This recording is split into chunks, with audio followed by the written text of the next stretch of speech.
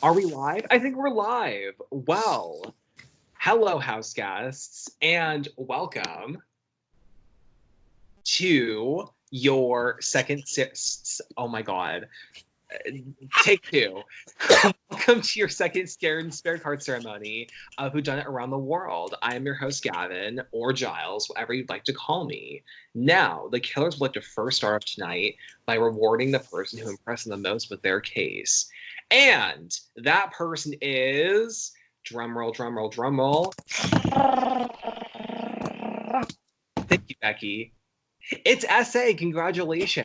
You are spared. Now, for the rest of you, the killer would like to inform you. Sorry, the killers would like to inform you of how their last murder boiled down. And I quote from Intercepted Transmission between the killers and the chairman. To our chairman, enclosed within is a report of our mode of execution for capitalist assets, Ali and Abby. With 100% confidence, I can report that they have been successfully washed away from the planet that they exploited. As the Bureau had requested, we divided the Imperialists into two groups, and I have been assigned to execute the targets in West Australia. My lover has already disclosed a report detailing my work in Chicago. The events described within directly precede those events. I arrived in Margaret River along with the selected Imperialists. I arrived hours before, taking the time to inform our Australian confidants of our plan. They sent to prepare the wine tasting room for the Imperialist arrival, and I retrieved a branch of deadly nightshade from the estate garden. I dodged many venomous beasts in the garden, none of which are to be used in our plot. I set the branch of deadly nightshade among the leafy garnishes the confidants had set on the table. It would blend into the room so well that the mortals would have no idea that Ali's fate was staring her straight in the face upon her arrival at the estate. Before I departed, I made sure that the confidants had put the rohypnol inside the red wine we were all to sample. I was overjoyed to learn that they had followed our orders. Billy's tour of the estate had gone as planned. He led us through the vineyard and finally into the winery building. Once we were all seated, our female confidant took Imperialist Abby inside the warehouse. We sipped the spiked wine, and, one by one, they drifted to sleep. Well, all except for me. I didn't swallow fate this time around, like Emilio and Ali just had. I got up from my seat and placed the cue card into Billy's hand. I stole a wine corkscrew from the table and went straight into the warehouse. Abby was too slow to react to the corkscrew being jammed straight into her eye socket.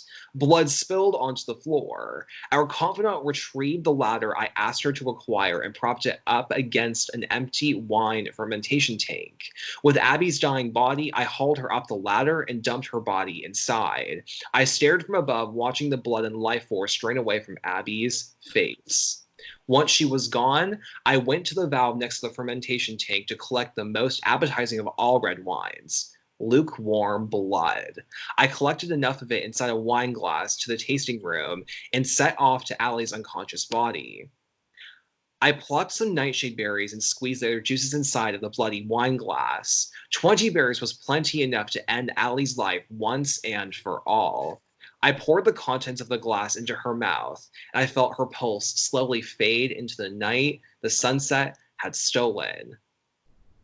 The mortals we return to our next location where they will get another taste of our plot. Well, all besides one unfortunate imperialist. To good health and our country. Cheers, Agent Artemis. For the rest of you, I have envelopes with your scared and spared cards. First up is Kennedy. Kennedy, you are spared. Dalton, you are scared. Jeff, you are spared. Megan, you are scared. And Keaton, you are spared. House guests, that is all I have for tonight. Thank you for joining me, and hopefully I will see all of you at our next destination.